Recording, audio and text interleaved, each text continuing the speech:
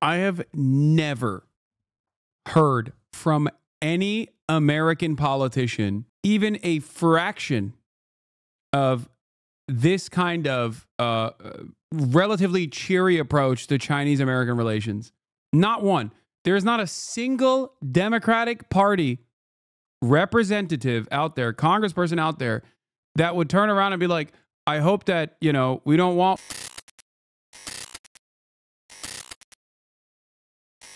thousands of Chinese Communist Party delegates.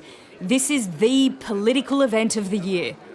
For the rest of the world, it's a rare glimpse into the Great Hall of the People and into the impenetrable world of elite Chinese politics. At its helm, President Xi Jinping, dealing with problems at home and abroad. China is about to present its economic plan for the year ahead. I gotta pee. But there are serious challenges. There's a property crisis. People aren't spending enough money here. And now China needs to factor in a trade war with the United States. Its response to US tariffs has been swift and strong.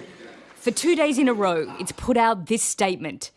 If war is what the US wants, be it a tariff war, a trade war, or any other type of war, we're ready to fight till the end. After the session, a chance to try and grab the thoughts of the country's elite. What impact will the trade war have on China? I think it will have little impact on China because we treat others the way they treat us. Our tech develops so fast. Just look at DeepSeek. Look at how fast our AI develops. Far from the political capital, at the other end of the country in Guangzhou, an exporter braces for the latest tariffs and hopes for the best. I think the people will discuss this at the beginning, but yeah, of course, 10% is a huge number. Some profit even they're lower than this, but we cannot change it. Just get used to it and let it be.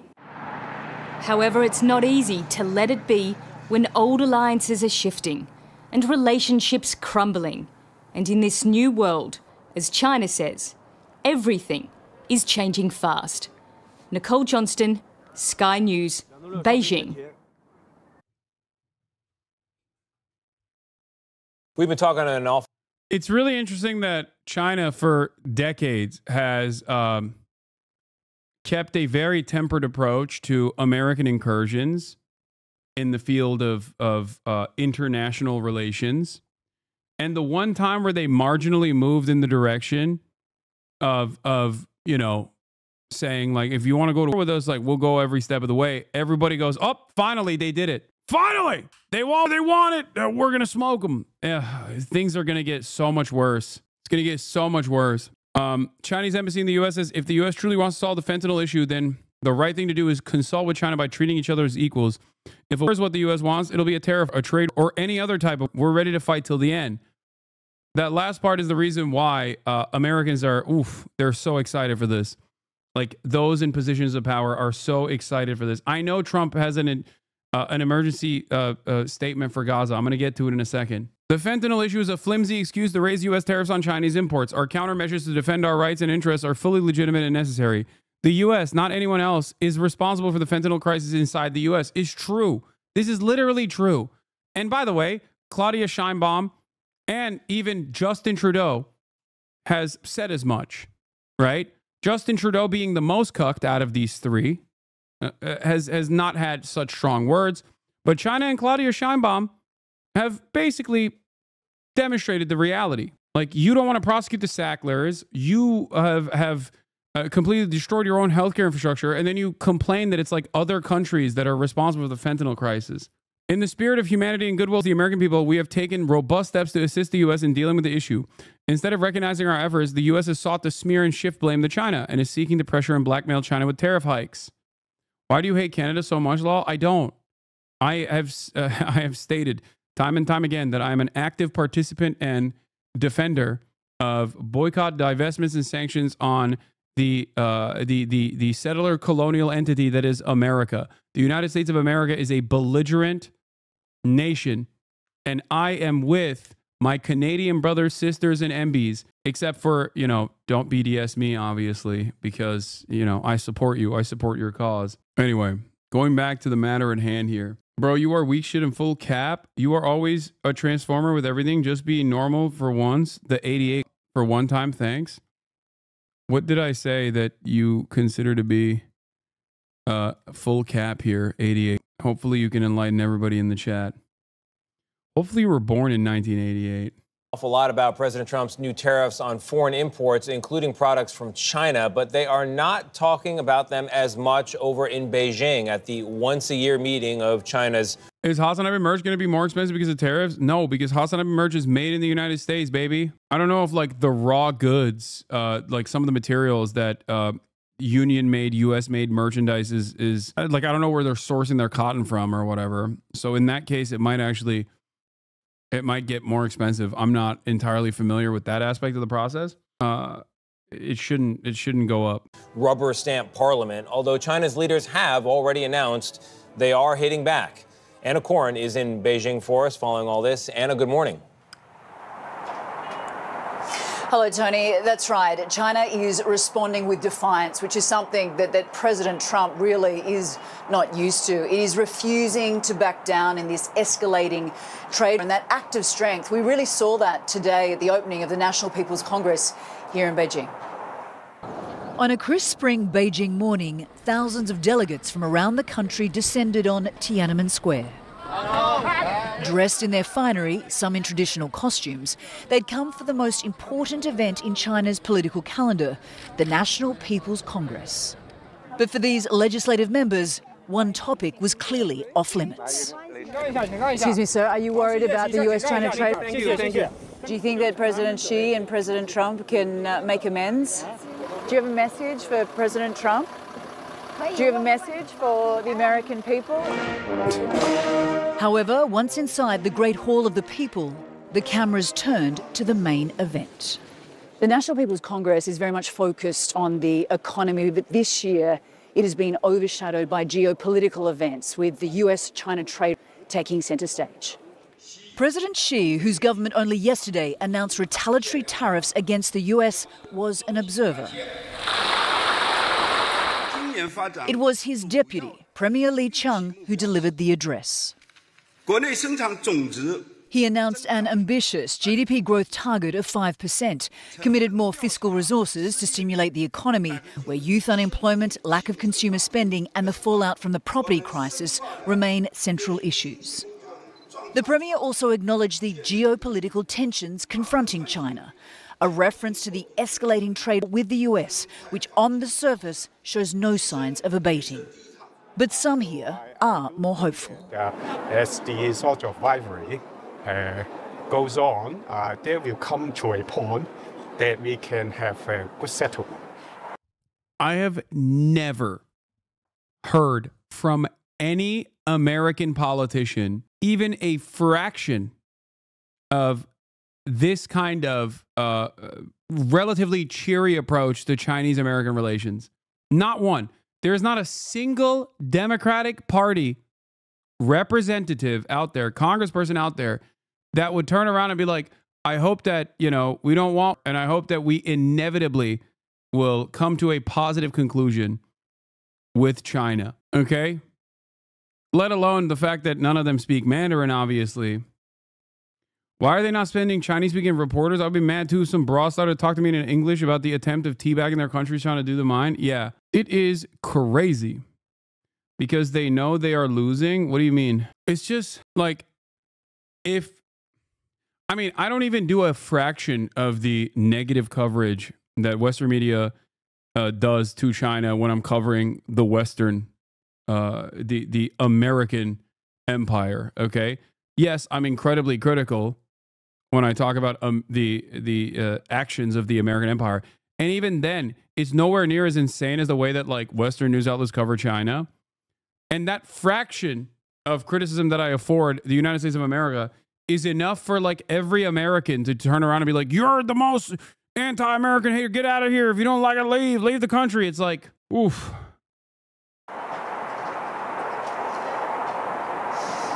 Now, while there's obviously hope, Gail, that there will be some sort of trade deal, China will not be bullied. And that is the message that we are getting. And even the markets would indicate that. If you look at it year to date, China's market is up almost 15%. The US market in comparison down almost 2%. So really there is a sense, at least we're getting those signs, that China is going to cope because they've had more time to prepare for the next phase of this trade. Gail. Out to the fallout from tariffs the Trump administration has imposed on goods from Canada, Mexico, and China. Elizabeth Schulde joins us now with the potential impact. Good morning, Elizabeth. Good morning, Michael. The new 25% tariffs on Canada and Mexico and additional tariffs on China risk raising prices for American households on everything from groceries to gas to electronics. And this morning, China is that it is prepared to fight this trade until the end. This morning, the U.S. is embroiled in a trade as Canada, Mexico, and China retaliate against President Trump's sweeping tariffs on America's biggest trading partners. I want to speak first directly to the American people. We don't want this. We want to work with you as a friend and ally. Prime Minister Justin Trudeau announcing 25% tariffs against more than $100 billion worth of American goods.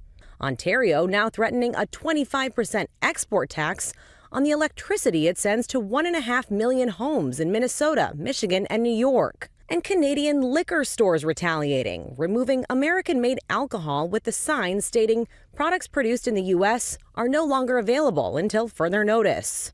Now, it's not in my habit. I'm not going to lie. I do truly believe that when Justin Trudeau says, oh, we don't want this, like we need partnerships, Trump hears that as, oh, I'm going to go extra hard. Like, I think he hates Trudeau. Oh, I love that. I love that he doesn't like this. To agree with the Wall Street Journal. But Donald, they point out that even though you're a very smart guy, this is a very dumb thing to do. Mexico's President Claudia Sheinbaum also vowing new tariffs on Sunday as China imposes its own tariffs on some U.S. goods, including chicken. He hates Claudia too? That's not true. Trump has actually spoken positively about Claudia Sheinbaum. He constantly says, he constantly undermines Trudeau by calling him Governor Trudeau. But when talking about Claudia Sheinbaum, he's actually said some positive things. I think he just respects power and respects people who are popular. And because they're in Mexico, he doesn't understand their politics at all. Like in his mind, it's just like all the same to him. Yeah, okay, whatever. They're Mexico. Who cares? Morena, I don't get it. They're something. They're doing Mexican politics is very different than American politics. But yeah, Trump does respect Claudia Sheinbaum. Wheat, soybeans, and beef. The Chinese embassy warning in a tweet overnight if war is what the U.S. wants, be it a tariff war, a trade war, or any other type of war, we're ready to fight till the end. Best Buy now says prices could go up for electronics, while Target CEO... Yeah, by the way, Trump administration live updates. Car makers get month-long reprieve from tariffs. That's so fun. Wait, why are they doing that? The Trump administration said on Wednesday that it would allow car makers to escape the tariffs imposed on all goods from Canada and Mexico for 1 month. The announcement came a day after President Trump imposed a blanket 25% tariff on all products entering the United States from those countries. The reprieve came after the president spoke with top officials at General Motors, Ford Motor, and Stellantis. Interesting. Oh, by the way, remember when I said they're going to cut veteran affairs? Oh, the Veterans Affairs Department is planning to reduce its workforce by more than 80,000 people, a major escalation of the downsizing efforts of the department. Remember when I told you that there is no shot that they would cut the baby murder shit? They would never cut funding for killing children overseas. They will only cut funding. If they ever cut DOD funding, if they ever cut defense funding, it will come out of the pockets of healthcare for veterans, housing for veterans, things of that nature. There you go. There it is. Cautions fruit and vegetables imported from Mexico will get more expensive. We'll try to protect pricing, but the consumer will likely see price increases over the next couple of days.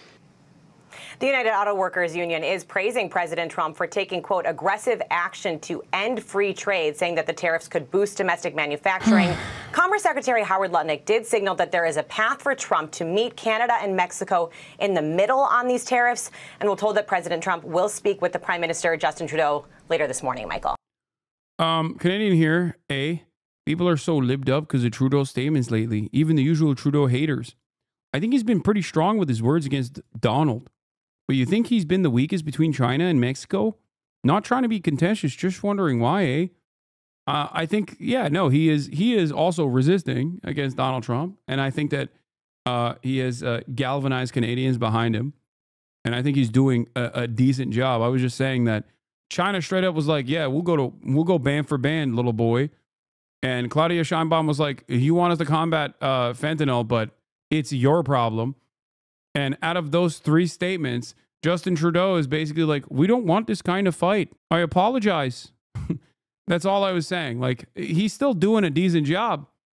But, it's just very much the weakest out of the three. Very polite, very Canadian. All right, Elizabeth, we know you're going to come back with the answer that's the most searched for questions. You're going to have the answers about those, about what it could mean for your. I do think that there's a likelihood that the Canadian conservatives might lose because of Donald Trump, because of their allegiance to Donald Trump, for the record. It's pretty funny. Hasan, you and your fucking insane cult of dick-sucking cronies should unplug, delete your numerous accounts, take a fucking bath, and do something actually productive with your lives instead of rotting away as borderline terrorists. I like that this guy didn't say that we're terrorists. He said we're borderline terrorists. So thank you. This person is redeemable. We'll keep you. Wallet, which is the most important thing for Americans out there. Good to see you. So, speaking of tariffs, China said yesterday that they're ready for any kind of war with the U.S. Because of these tariffs that have been placed on them. And a Chinese spokesperson also said that the tariffs would not lead to a resolution of U.S. concerns about fentanyl originating in China. Can you speak to how the administration is planning on responding to that? Well, I think Secretary Hegseth has responded to that this morning. He said that America will always be prepared to defend itself, especially under the leadership of this president in the Oval Office. And that certainly remains true. Again, when it comes to tariffs, the president has been very tough on China, not just now with 20% and more with the reciprocal tariffs that will hit on April 2nd. But look at what he did in his first term. There were billions of dollars worth of tariffs that he implemented on China. And it's quite telling that the previous administration did not rescind those tariffs because they realized the value that they had in not only deterring China, but also raising revenue here in the United States. Rachel. Thanks. A Pennsylvania auto dealer says that because of Trump's tariffs, sticker prices for new cars and trucks are already higher. We covered this yesterday already. Yeah, this is, we already covered this yesterday. Like, obviously, it's going to increase auto prices, considering how automobiles are manufactured, both in Canada and also Mexico, different parts, okay?